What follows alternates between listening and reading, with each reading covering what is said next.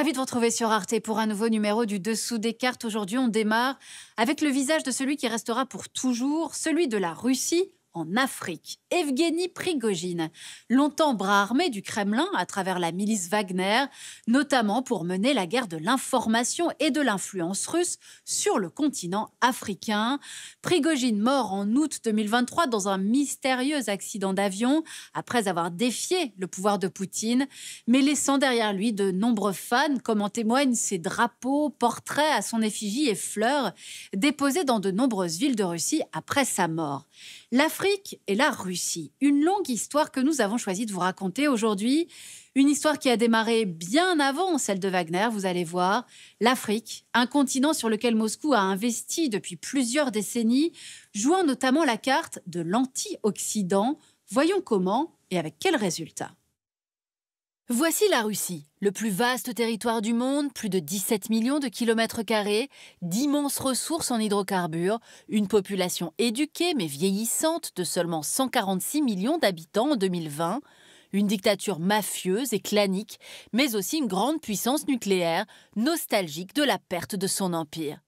Et voici maintenant l'Afrique, un continent de 30,4 millions de kilomètres carrés, 54 États, une grande variété de situations politiques et de ressources, 1,350 milliard d'habitants, la population la plus jeune et la plus dynamique au monde. La moins riche aussi, 6 000 $ par an et par habitant en moyenne, c'est 6 fois moins que le pouvoir d'achat d'un Russe. Entre la Russie et l'Afrique, les alliances géopolitiques remontent aux luttes d'indépendance contre les empires coloniaux des années 1950. L'URSS offre alors son soutien aux nouveaux militants africains qui veulent rompre avec les anciennes puissances coloniales européennes.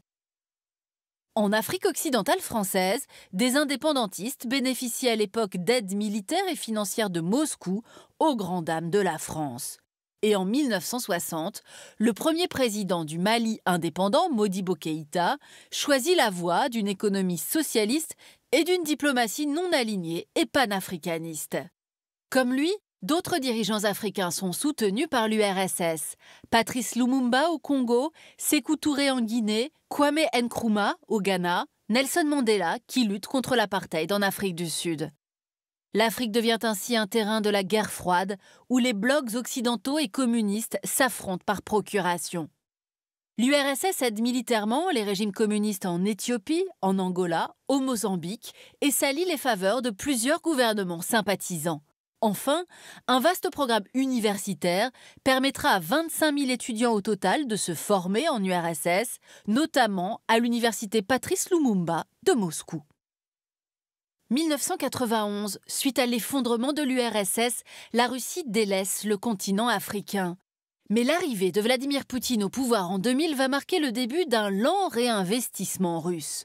Première étape symbolique en 2006, la visite du président en Afrique du Sud et au Maroc.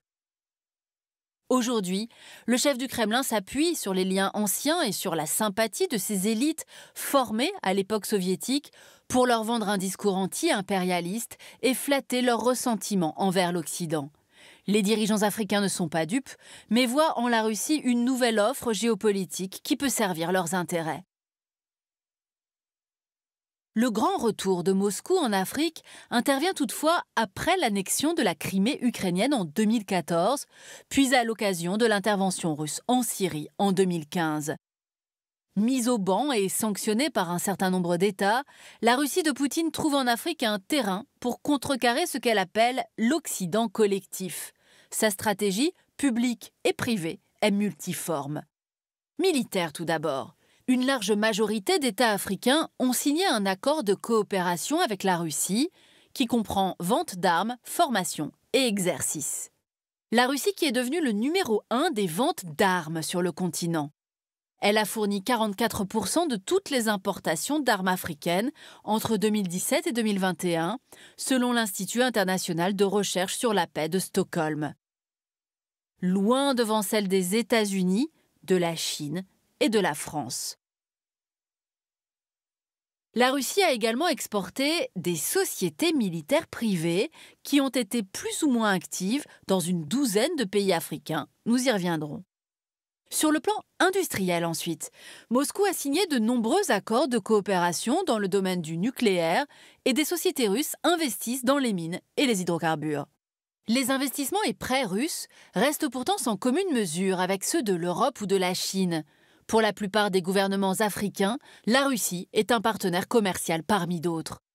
Mais la Russie est une grande puissance céréalière et certains pays africains sont très dépendants des importations de blé russe, on le voit sur cette carte. Cela permet à Moscou d'exercer des menaces de rupture d'approvisionnement alors que l'Afrique est durement touchée par les pénuries alimentaires depuis la guerre en Ukraine. Et cela permet aussi à Poutine de promettre des livraisons gratuites de céréales à des alliés africains tout en bloquant les ports ukrainiens de la mer Noire. Pour influencer ses partenaires africains, la Russie dispose enfin d'une autre arme, son poids sur le marché des hydrocarbures.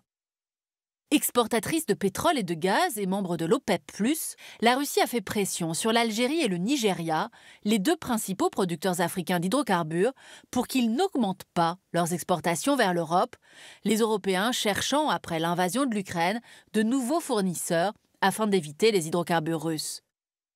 Parallèlement, le Kremlin mène une vaste offensive de charme diplomatique. Le ministre des Affaires étrangères, Sergueï Lavrov, a ainsi visité de nombreux pays amis sur le continent. Et en 2019 à Sotchi, puis en 2023 à Saint-Pétersbourg, deux grands sommets Russie-Afrique ont réuni en grande pompe plus de 40 chefs d'État ou ministres africains autour du président russe. Objectif : contourner les sanctions économiques occidentales et promouvoir un nouvel ordre international multipolaire. Mais pour cela, il faut convaincre des États africains bien divisés depuis le début de la guerre. Seul l'Érythrée a voté contre la résolution de l'ONU de mars 2022, exigeant que la Russie cesse immédiatement d'employer la force contre l'Ukraine. 17 pays, dont l'Algérie et l'Afrique du Sud, des poids lourds et alliés de vieille date, se sont, eux, prudemment abstenus. 8 pays n'ont pas participé au vote et 27 ont voté pour la résolution. Un bilan mitigé donc pour Moscou. Parallèlement, la lutte informationnelle bat son plein. Une galaxie d'influenceurs et de médias pro-russes installés par Evgueni Prigojine ont mené de nombreuses opérations de désinformation partout sur le continent, avec plus ou moins de succès. En mai 2022, une vidéo de cadavres enterrés à Gossi au nord du Mali a ainsi été relayée par les influenceurs pro-russes pour accuser l'armée française de crimes de guerre, une opération informationnelle démontée grâce à la publication de l'enregistrement d'hommes de Wagner en train d'installer les corps.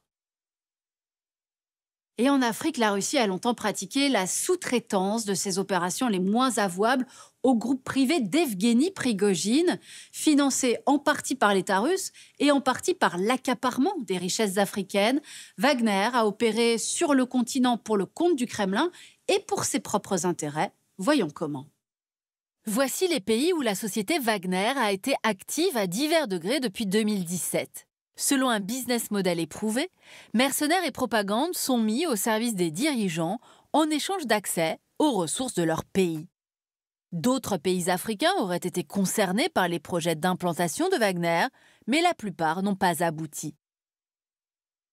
En 2017, les premiers pas des milices Wagner sur le continent se font en Libye, où elles se battent avec les troupes du maréchal Haftar contre le gouvernement officiel de Tripoli. Elles se battent également au Soudan, aux côtés du président de l'époque, Omar el-Béchir, venu en visite à Moscou quelques mois plus tôt. La holding de Prigojine y gagne des contrats pétroliers en Libye et des mines d'or au Soudan. L'État russe y gagne des alliés contre l'Occident et un accord pour la construction d'une base militaire à Port-Soudan, un emplacement stratégique sur la mer Rouge, du moins jusqu'à la chute d'Omar el-Béchir. La même année, le rapprochement entre la Russie et la République centrafricaine permet à Wagner de s'établir à Bangui, alors que l'armée française vient de mettre fin à son opération de maintien de la paix dans ce pays en guerre civile chronique. L'entreprise Wagner s'installe au cœur du pouvoir du président Faustin Archange Touadéra. Elle exploite les diamants, l'or et les forêts et finance plusieurs médias anti-français. 2021, c'est au Mali que les Russes font leur plus grosse prise dans la guerre d'influence qui les oppose à la France. Après 2 coups d'État militaires, Le nouveau pouvoir à Bamako choisit les milices Wagner pour lutter contre les groupes djihadistes sahéliens, puis renvoie les soldats français chez eux l'année suivante. Un camouflet pour Paris, dans son ancienne colonie au Sahel, d'autant que le Burkina Faso voisin souhaite prendre le même chemin. Été 2023, c'est cette fois le président du Niger qui est renversé par des militaires, lesquels exigent le départ de l'armée française. Le dernier et fragile allié des Occidentaux au Sahel est tombé. La Russie et son discours anti-impérialiste séduisent toujours une partie de l'opinion, malgré les meurtres de centaines de civils et l'emprise toujours plus grande des réseaux islamistes au Sahel. Voilà pour cette longue histoire de la stratégie russe sur le continent africain. Pourtant, si Moscou, on l'a dit, a beaucoup investi dans cette région du monde, de nombreux observateurs notent une survalorisation et une hypermédiatisation de cette influence russe qui ne résiste pas longtemps à la réalité des chiffres. D'un point de vue commercial, la Russie reste loin derrière l'Europe et la Chine. L'Afrique, continent convoité de toutes parts, qui profite du nouveau monde multipolaire avec des tendances qui s'affirment. L'influence de la France, par exemple, est clairement en retrait, tandis que Chine et États-Unis rivalisent d'attention vis-à-vis des pays africains. Mentionnons également l'intérêt de la Turquie pour l'Afrique, de quoi donner à Moscou beaucoup de fil à retordre. Ainsi s'achève ce nouveau numéro du Dessous des cartes. Je vous donne maintenant rendez-vous sur arte.tv pour retrouver l'ensemble de nos vidéos. À bientôt.